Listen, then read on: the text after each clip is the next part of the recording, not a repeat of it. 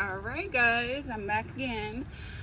So we're going to do a little, story time. This is what I'm going to be doing every morning like I normally do on TikTok. It's just going to be on YouTube from now on.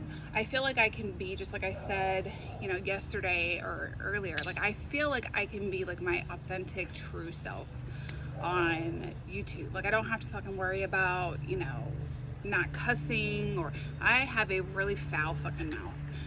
That's just how I've always been. I was raised by a fucking truck driver, for fuck's sake. So this is just how I normally talk. So we're going to talk about, okay, so back in 2017, I was really bad on meth, crack, not too much heroin. I did heroin, but it was mostly just meth and fucking crack.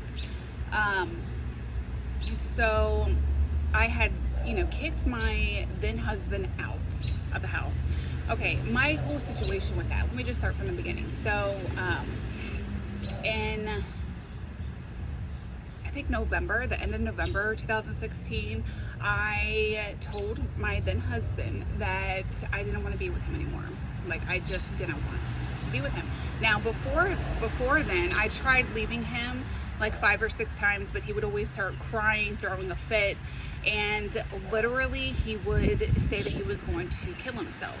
And I felt bad, not for him, but for our kids. I didn't want, our kids to grow up, knowing that their dad killed himself. Like I didn't want that. So I stayed with them. Big mistake, big fucking mistake. I should have just left him, then the first time. Anyway, so I ended up leaving one day. I ended up just getting in my car and I left for a whole fucking week. A week. I've never been away from my kids ever, and that was the only way for me to get him to fucking leave the house. I told him, like, after a couple days of being gone, I ended up telling him, like, I made up excuses after excuses why I was gone. Obviously, I was using, I was with my, then guy that I was seeing at the time. He was a big ass fucking meth head, and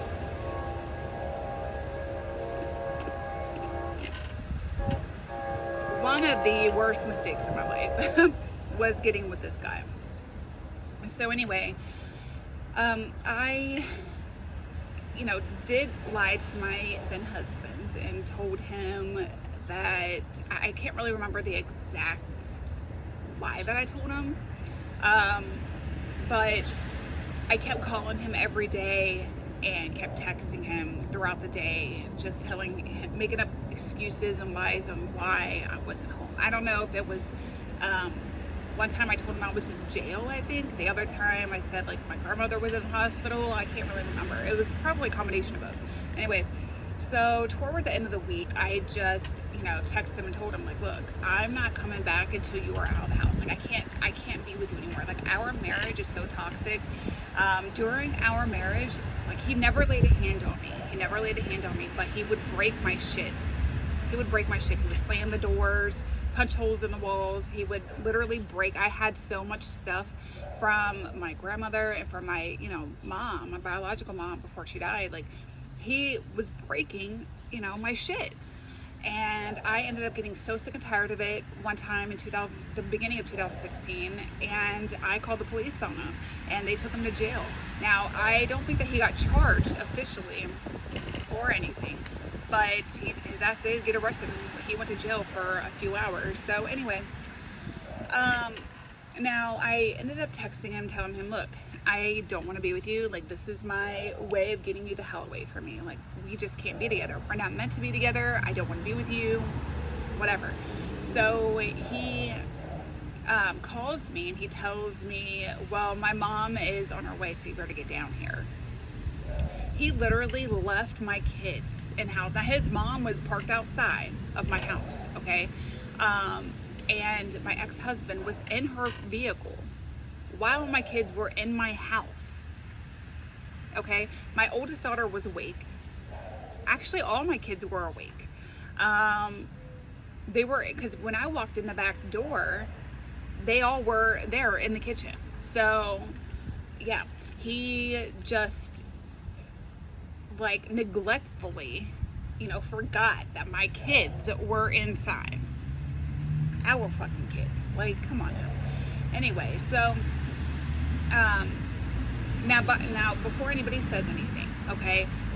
Yes, I know that I left them for a fucking week. Okay.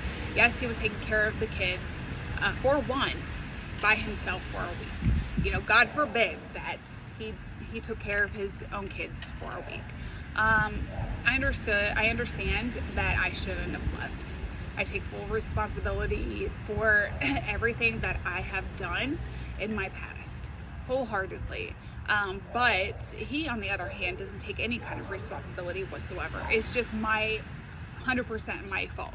It's like 99% my fault. It's like 1% his fault, but it doesn't even fucking matter. So he ends up leaving. Okay, so I end up coming back home with the meth head, with the fucking meth head, and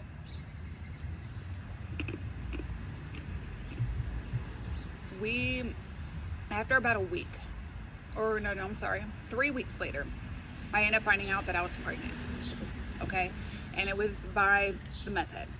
Okay, his name was Mikos. The only reason why I'm saying his name is because he passed away in February this year from an overdose.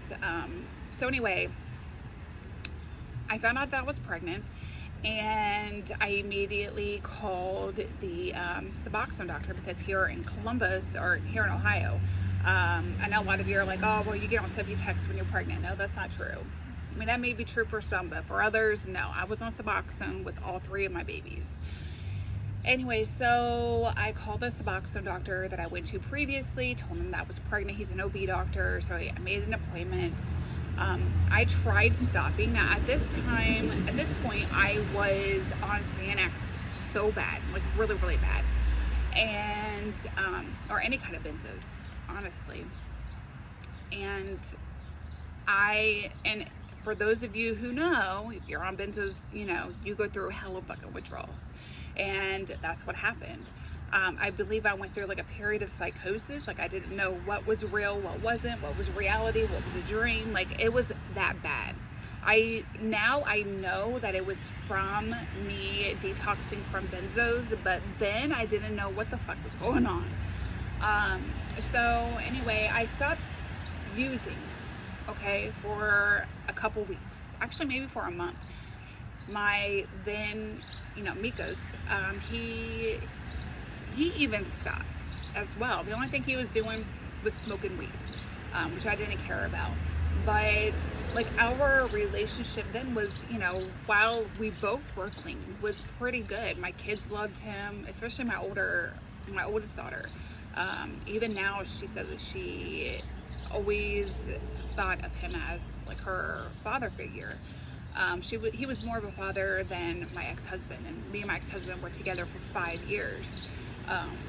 But him and my oldest daughter, like my ex-husband and my oldest daughter, never got along. Like, he would always make her go to, her room, and he didn't want to be around her. Like, he was very foul, with her. And me and him would always get into fucking arguments about it. The only reason why I didn't leave him then was because I'm pretty sure I was pregnant, because I was pregnant back to back, literally 3 back to backs. Well, the first time, like with my daughter, we met when I was 7 months pregnant with my second daughter. So, but I got pregnant right after I gave birth to her, like not even a whole month later. So that's what I mean, like when I, got pregnant back to back. But all 3 of my babies are not his. My daughter is not his. The 2 boys, my 2 youngest boys, are his. But his name is on the birth certificate of my daughter. So technically he's her dad, but he's not her biological dad. So anyway, and I didn't leave him then, obviously, when him and my daughter was, going through it because, like I said, I was pregnant. I didn't want to fucking raise my, kids on my own. And I wanted a family, so I thought at the time. So, long story short, anyways, so my oldest daughter, thinks, she looks at me, goes, even like I said now, as her father figure, even though he's gone or whatever. So, now I kind of lost track of where where I was. Oh my God, that is so terrible. That is so terrible. So anyway, okay. So yeah, our relationship was really great while we were sober. Okay, we would go across the street. There was an elementary school, so they had like a little park and a little area to play basketball and everything. So we would always go over there all the time, just to get out of the house and walk around and have the kids play and stuff. And it was good, it was a fun time. But then maybe in my second month of being pregnant, he started to use again. We would go to, what would happen would be, we would need money. And it didn't dawn on me. So my Suboxone, I got 2 strips a day, but I only took 1. So I would sell the other strip. And I would get only a week's worth of medication at a time. So I would have like 6 or 7 strips that I could sell. And we would always go to the west side of Columbus to sell them. And come to find out, he was getting meth the whole time. I didn't know. This happened for like maybe 2 or 3 weeks of me not knowing. So, well, once I found out that he was smoking again, we were actually on the west side, and this girl she was buying my subs or something. I can't really remember, but I remember, like I say, when I tell you that I am very much aware of my surroundings, I'm very much aware of my surroundings. Even if I'm not like directly looking at you, I know what the fuck you're doing, especially if you're sitting next to me or around me. I know exactly what you're doing. And that's what happened. Like, I was driving, he was in the passenger seat, the girl was in the back, and they tried to, hand it off like nonchalantly, and I knew. Like, I waited until she got out of the car, and I was like, she gave you some shit, didn't she? And he's like, no, he tried to literally lie to me. And I'm like, look, dude, I know that she fucking gave you some shit. I saw it. The fuck, you can't lie to me. So yeah, he ends up telling me yes. So I end up smoking with him. I started smoking again that day, and I started smoking every fucking day. Every fucking day while I was pregnant. And I haven't really talked about this before on my TikTok. I talked about it maybe a couple times, but that's it. Now, I remember my aunt. Like I said, my aunt and I, well, you guys know, we never got along really when I was growing up. Okay, even like in my 20s, we never really got along. When I was married to my ex-husband during the 5 years, like, my family never came around. They never came over, they never met my kids, nothing. Not until, I was with Mikos. And so I remember my aunt and her boyfriend or fiance or husband, whatever, they came over one day, and they knew I was pregnant. At this time I was like 3.5, 4 months pregnant, and they were like, well, I asked her, I said, I'm smoking, do you think I'll be okay, like, smoking? And she said, oh yeah. She's like, girl, I smoked, throughout all my pregnancies. She did, meth and coke. So she's like, and my kids came out fine. Well, I should have took that as, don't fucking do drugs. I should have took it like that, but I didn't. So I started smoking, and I've noticed when I would smoke, I would get so many cramps, really bad cramps, and I would start bleeding. That was a sign right there to fucking stop, and I didn't. I just completely ignored it, and I just kept smoking. And I remember going to the hospital because I was, spotting, and they did an ultrasound and everything was fine. They're like, okay, you're just early. At this time, I was like 15 and a half weeks pregnant. They're like, you'll be fine, blah, blah, blah. I go home, and about a week later, I remember I was laying in bed. It was like in the middle of the night, probably like 1 or 2 o'clock in the morning, and I started having really bad fucking pains. And I'm like, what the fuck? Woo, that was a bug. And that completely just sidetracked me. So I remember getting up, and he wasn't there. So I went downstairs to the bathroom, and I took a really hot bath because I thought that maybe it'll help with my cramping, and I ended up miscarrying. And it was one of the most awful things, terrible things that I've ever went through. I never had a miscarriage before.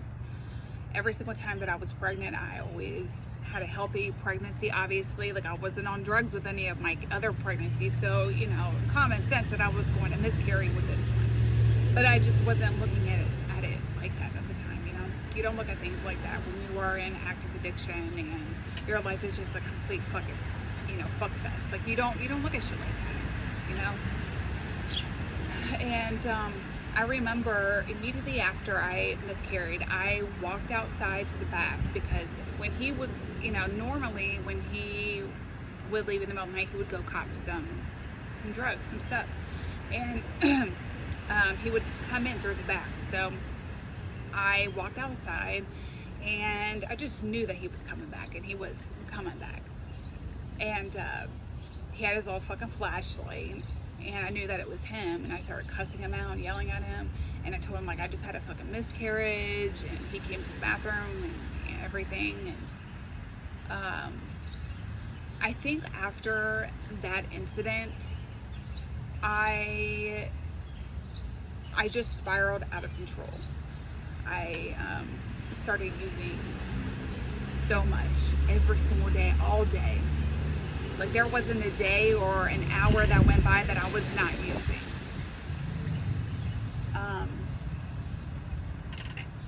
That was in March, and my kids got taken from me. I went to jail in April.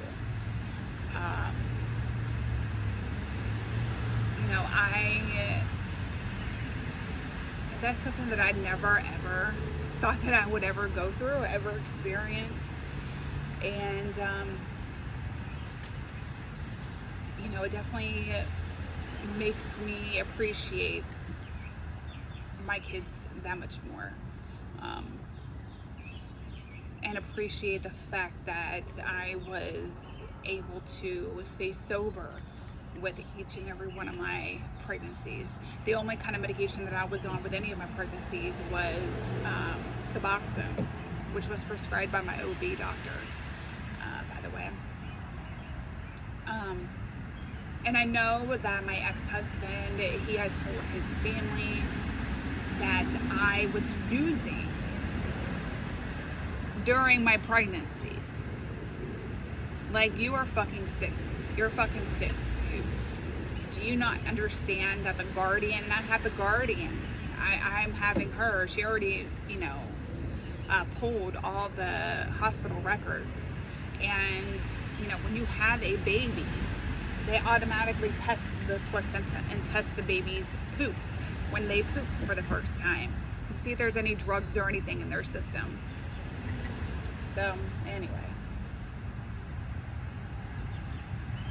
That's for another story time. So yeah, I just wanted to, to share with you guys my experience with, you know, miscarrying, and you know, the aftermath of it. The cause of it obviously was drugs. The aftermath was fucking terrible, man. Like I said, I turned into a completely different person. Like, and during the couple months, the 4 months that I was pregnant, I wasn't prostituting. But immediately after you know, I had a miscarriage, I started prostituting. You know, I started prostituting immediately after because I wanted to stay numb. In order to stay numb, I had to have money. So, anyway, yeah. If anybody has, you know, a problem or anything and they are struggling to stop, message me, you know, reach out.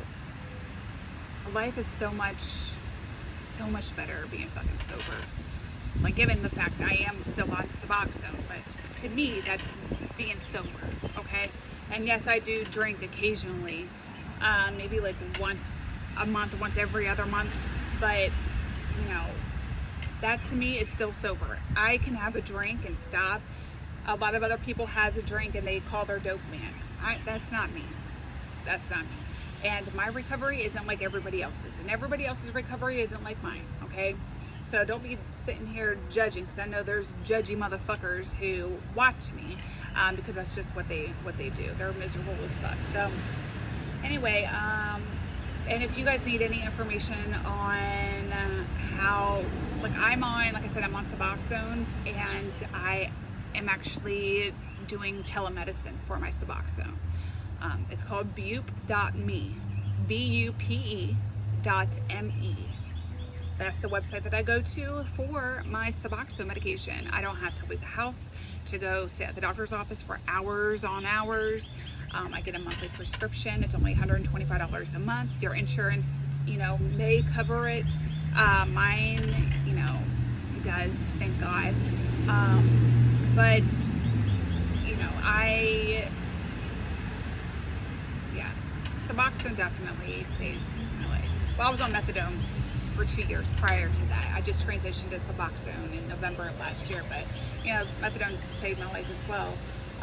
So yeah, if you need any information, or if you just need somebody to talk to, just, you know, like I said, reach out. Sobriety is fucking amazing. Talk to you guys later.